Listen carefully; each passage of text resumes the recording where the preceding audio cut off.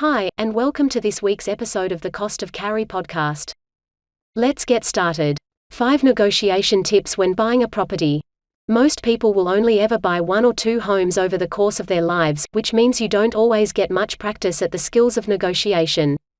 When you are buying a home, you will often find yourself dealing with a sales agent who is a professional negotiator. Here are some ways you can improve your position when the time comes to negotiate. Substantiate your offer.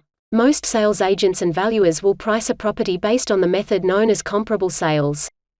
What this means is that they will use similar types of properties that have sold recently as a gauge to value your property or the one you're interested in buying.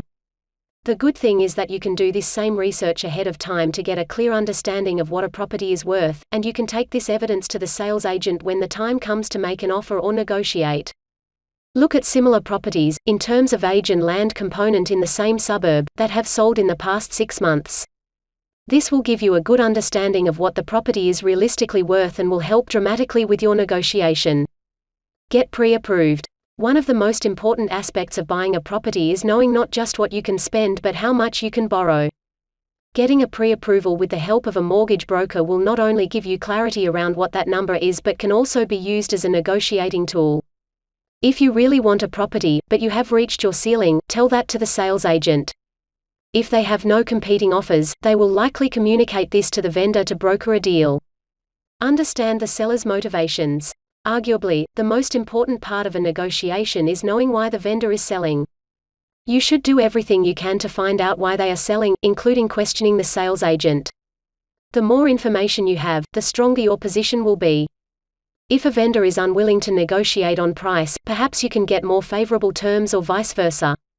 If a seller needs to sell quickly for personal reasons, a low offer with short settlement terms can be very appealing. Use your building and pest inspection report. It's important to understand that the offer you submit to a vendor is not finalized until the terms are also met. If you make an offer subject to a building and pest inspection and it comes back less than satisfactorily, that doesn't mean you have to walk away.